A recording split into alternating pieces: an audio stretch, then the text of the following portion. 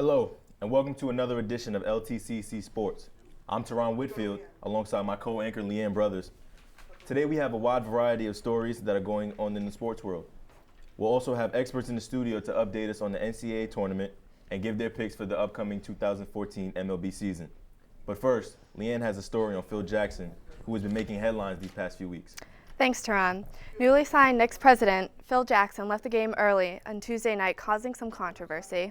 The Knicks allowed the Lakers to score 51 points in the third, the most by any team in a quarter in the last 4 years and most in franchise history.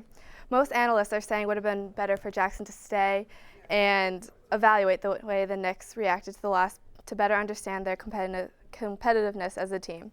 When Billy Witz of the New York Times spoke to him on his way out, he asked Jackson what he had planned for the rest of the night. Jackson's response, "I think I'll walk the dog." As the NFL free agency race begins to heat up, we take a look at some of the more notable players that could be headed to a new team this upcoming season. Star quarterback Michael Vick signed a one-year deal with the New York Jets for $2 million, plus incentives. As Vick joins Geno Smith and the rest of the team, he is prepared to work hard to earn his spot. He is even ready to change his jersey number out of respect for the younger quarterback, Geno Smith. This is just the beginning for the Jets as they look to make more moves in this offseason. As the Jets gain a QB, they must part with their former one. Mark Sanchez is drawing interest from the Eagles, who are in desperate need of a QB after losing Michael Vick. However, after failing his physical and still recovering from his shoulder injury last season, the Eagles took a step back and decided to evaluate his performance before inking the deal. The Eagles are also looking into the future of Deshaun Jackson. The 27-year-old wide receiver wants to stay in Philly.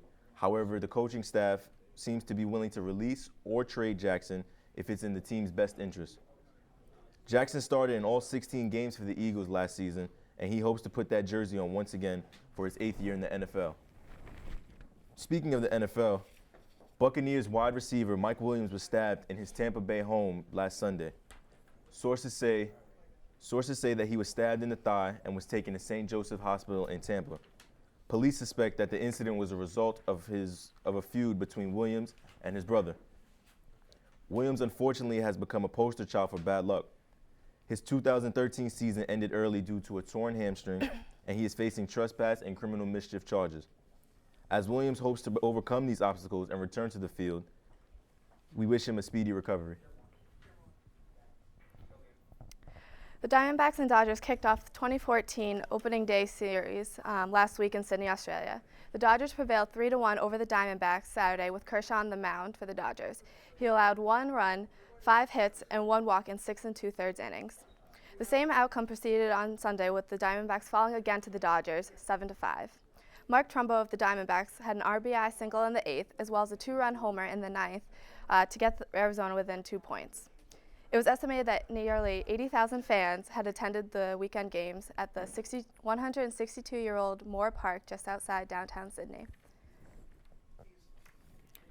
And after the break, we'll have Christian Clark on studio talking about the NCAA tournament and some of his predictions for the outcomes. All right, cut the black, work break. All right. What time? Make sure you're paying attention to when you're out.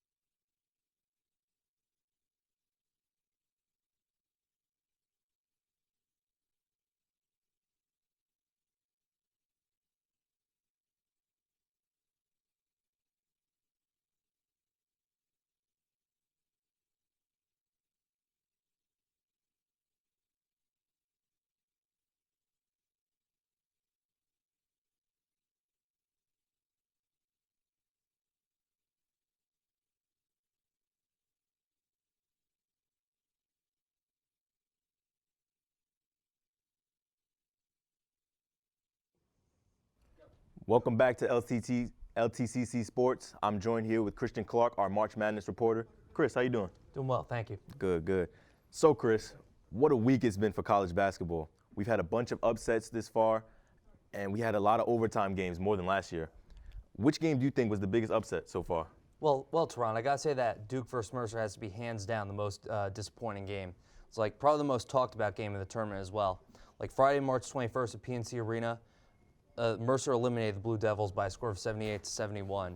With the vast majority of Mercer being seniors, this game was seen as a battle between boys and men. The most talked about thing after the game, Coach K walked into the Mercer locker room and said, "I'm glad we got beaten by a hell of a basketball team. Good luck to you, boys." Unfortunately, Mercer would follow Tennessee by a score of 83-63. My, what a game it was. So, Christian, if you had to pick the Final Four teams that will be contending for the title, which would they be? Well, for the Final Four, I'm predicting UCLA versus UConn, and I'm predicting Baylor versus Kentucky. I'm going to go ahead and say that Baylor is going to take it all in the tournament. Even though their record's 9-9 in the Big 12 Conference, I expect big things out of them, and I think they're really going to turn heads. That's a good one. That's a good one, Christian. Last question for you, Chris. With all the talk of the fantastic freshmen such as Jabari Parker, Aaron Gordon, Andrew Wiggins, those who made an early exit from the tournament, do you think they should stay or, enter the NBA draft?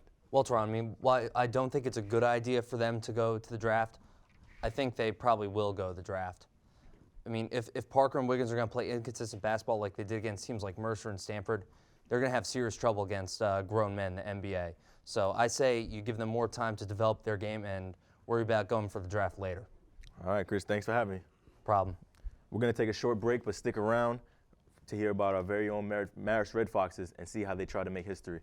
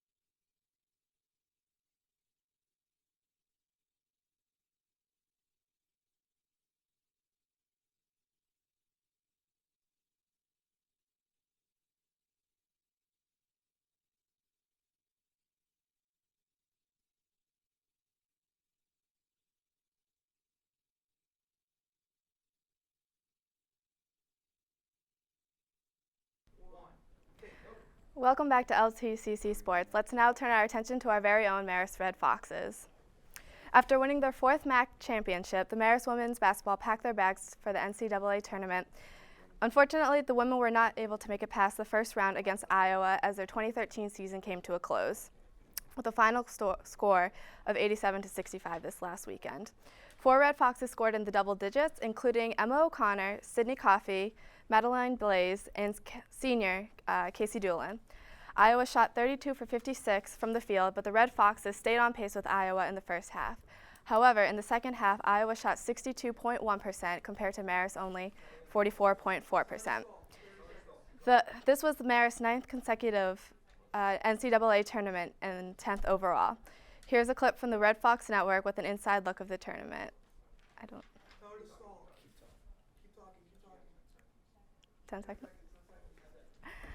And we have another clip from the Red Fox Network, and they're going to talk about the game and some interviews with the coaches.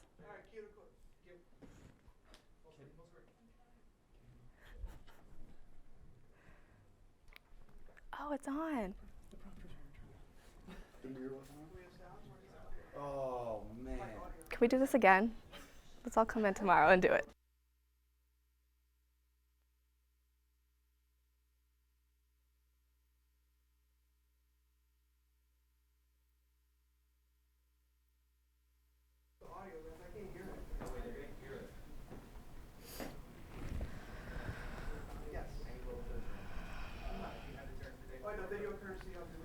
You're coming with the day, right? Mm-hmm.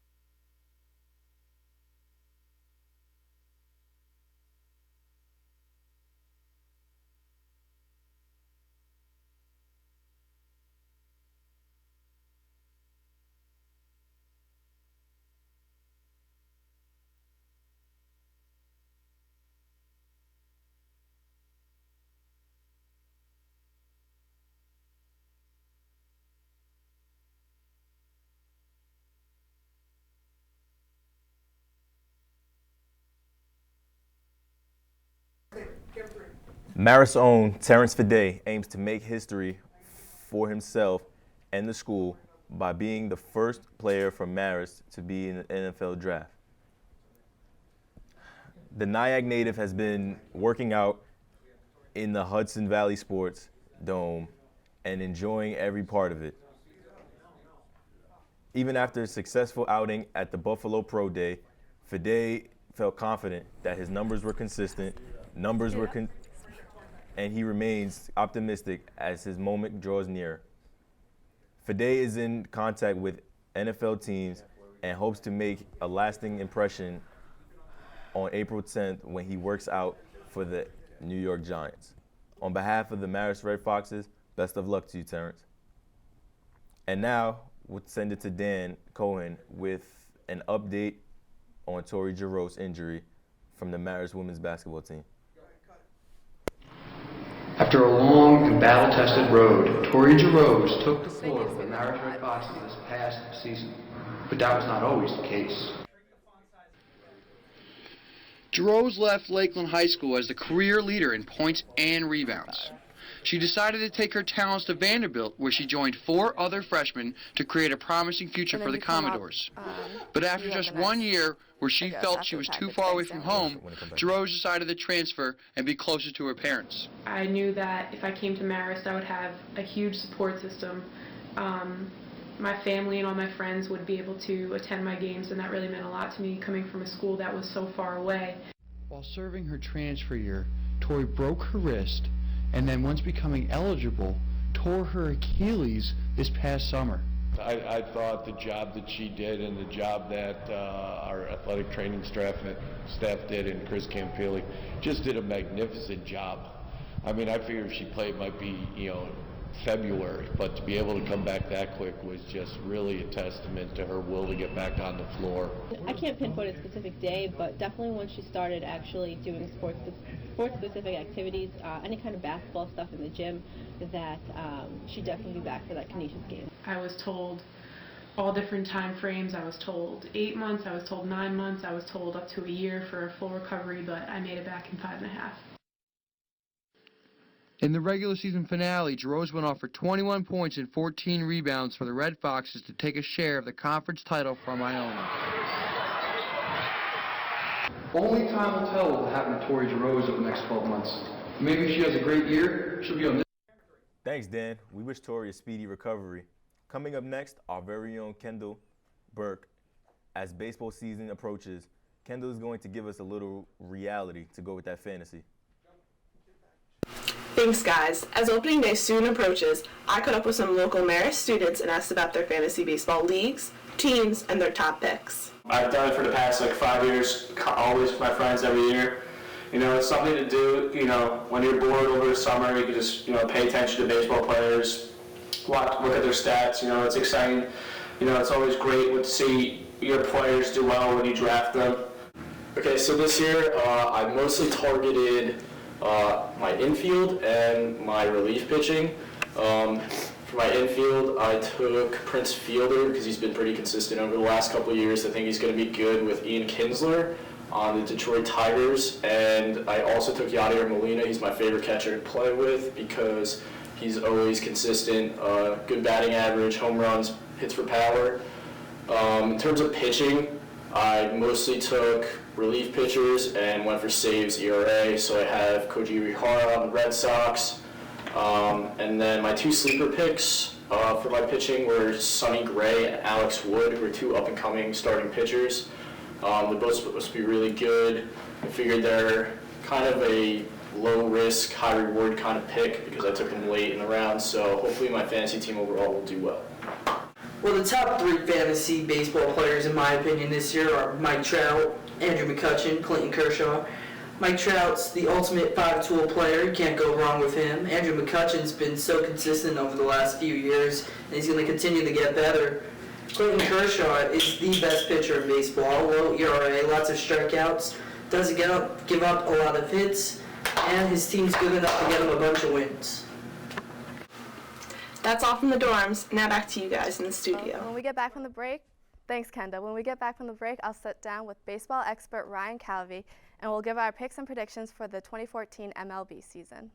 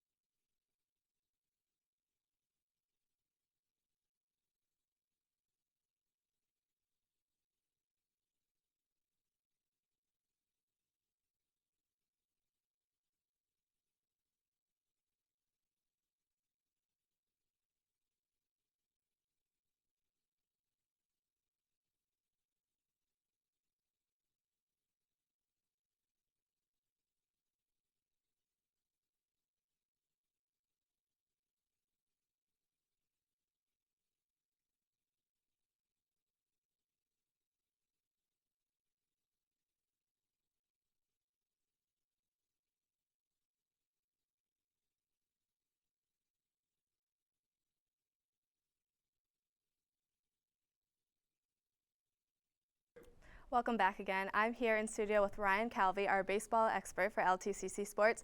And welcome to the show, Ryan. Thanks, Leanne. It's good to be here. Good. So with the 2014 baseball season underway, it's time to make our predictions for the overall division winners. Ryan, who do you think is going to come up strong this year? Well, Leanne, I'll just go division by division. We'll start with the American League East, which I feel is definitely the strongest division in the league. I'm going to go with the New York Yankees to win this division. The key for the Yanks this year is going to be the pitching, though. If they can get production out of Sabathia, Kuroda, Michael Pineda, Ivan Nova, and then newly signed Masahiro Tanaka, that'll be huge for them. Tanaka especially signing that 7-year, $155 million deal. Last year in the Japanese League, a perfect 24-0, a 1.27 ERA with 183 strikeouts, just unbelievable stuff. The question will be, how will he fare against major league talent? Because the Japanese League, as many know, is different than the Major League Baseball. Another thing to keep an eye on for the Yanks is there's no more Mariano Rivera. So the 9th inning is not a guarantee anymore. So we'll have to see how David Robertson fares out of the bullpen, because he did struggle a little bit in the closer's role last season. But the Yankees did make solid additions to their offense. They added Brian McCann, Carlos Beltran, and Jacoby Ellsbury. All three have the ability to hit the ball out of the ballpark. All three are lefties, which is huge in Yankee Stadium with that short right field porch.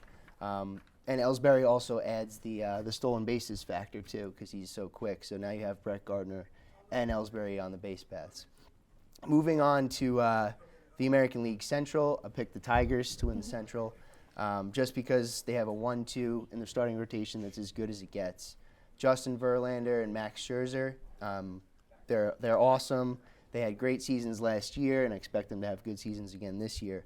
Also, their lineup is stacked with Miguel Cabrera, Victor Martinez, Torrey Hunter, Austin Jackson, and the rest of the Central really isn't as strong as the Tigers are, so I feel that they should run away with that division. Then moving on to the American League West, I'm going to go with the Oakland A's. A lot of people probably disagree with me and say the Anaheim Angels will win that division, but I think the A's are pretty underrated. They don't have a lot of big-name players, but that fits right into owner Billy Beane's strategy with the whole Moneyball thing. Yoenis Cespedes in the middle of the lineup is huge. If he stays healthy, that'll be key for them because that's a big bat. They also have Josh Reddick, Brandon Moss, and veteran center fielder Coco Crisp. They're all valuable assets. And they also acquired hard-throwing right-hander Jim Johnson out of the bullpen. They haven't had a solid closer since Houston Street left and Keith Folk years ago. Wild cards out of the American League, I'll go with the Red Sox and the Rays. As I mentioned before, the American League East is definitely the strongest division in the league. So I expect three teams, the Yankees winning the division and the Red Sox and Rays. The Sox are the defending champs, so they'll look to defend their crown. They have a solid three in their rotation with Lackey, Lester, Buchholz, and then Koji Uehara out of the bullpen is huge. They have a solid lineup, but my concern with the Red Sox is injuries. Will Middlebrooks, Dustin Pedroia, and A.J. Pierzynski are all injury-prone. And will David Ortiz be the same dynamic hitter at age 38? He did just sign a one-year, $16 million deal. So, he certainly has the incentive to play well, but at age 38, can he still have the same effect in that lineup? Moving to the Rays, they also have a strong three in their rotation with David Price, Matt Moore, and Alex Balfour. And then Alex Moore, and then Grant Balfour out of the bullpen. Their lineup consists of Evan Longoria, James Loney, Desmond Jennings. Solid lineup. The bottom line, the Rays have enough to contend for a wild card spot, but probably don't have enough to contend for a World Series. All right, and now let's move on to the Cy Young Award. We have a couple of great contenders that are in there, but who do you think is going to pull through for the American League and the National League? The American League Cy Young, I'd say Justin Verlander. I don't see any reason why he wouldn't, if he still has the type of season he had like last season. He gets better as the game goes along, and that's something that's very rare you see in a pitcher. His average mile per hour on his fastball is actually higher in the later innings than it is in the beginning innings.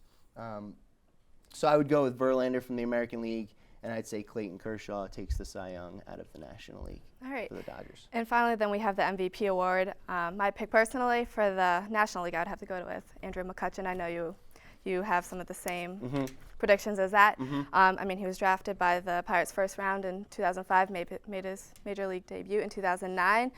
In 2012, he finished second in the National League batting average and first in hits. He's a three-time All-Star. He finished the 2013 regular season with a .317 batting average. So I think he's only going to go uphill from here. What do you think? Yeah, I have to agree. You knocked all the stats right on the head. He also helped the Pirates last year make it to the playoffs for the first time since 1992. He's clearly become the golden boy of Pittsburgh. The team rallies behind him, and he's absolutely a prime candidate to win the National League MVP for sure. Right, and then for the AL MVP, I'm going to have to go with Mike Trout. I'm not sure who your pick is, but I think he's projected to hit over 300 with over 100 RBIs this season. He has potential to win the Triple Crown. He hit over 320 in the last 2 years, so I think this might be his year as well. Yeah, Trout's he's a tremendous young ball player. He's a 5-tool guy. He has all the skills. He can hit for power, average. He has speed, defense. But I'm going to go with Miguel Cabrera once again, probably the best hitter in Major League Baseball. All right, well, awesome. Thank you for being here, Ryan. It's always a pleasure to have you. And when we get back from the break, we'll have an update on the NBA games this week, and we'll reveal which NBA team is just about to break the record for consecutive losses.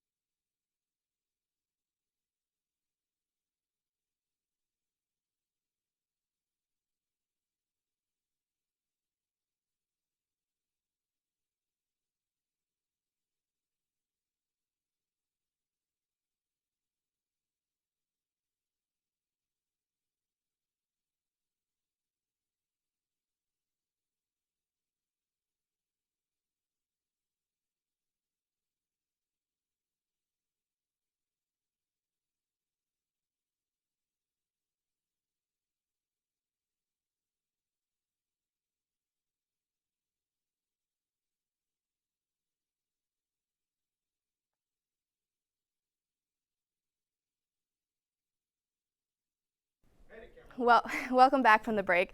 Now we have a recap of some of the best and worst games in the NBA this week. With the Spurs winning their 14th straight game, the 76ers increased their losing streak to 25 in a row. The Monday night concluded with a 113-91 final. It has been a rough season for the 76ers due to complete rebuilding of the team. But Tim Duncan of the Spurs realizes that there's a lot of young guys and this season is going to be a process. Philadelphia faces off tonight against the 79ers. If they lose again, they will be one loss shy of tying the NBA record for consecutive losses previously set by the Cleveland Cavaliers in 2010. Well, as Leanne mentioned, the 76ers played the Spurs, and the 76ers are on a 25-game losing streak, but the Spurs are blazing. They're on a 13-game winning streak with the 76ers coming to town, and it's pretty safe to say that they made it a 14-game winning streak.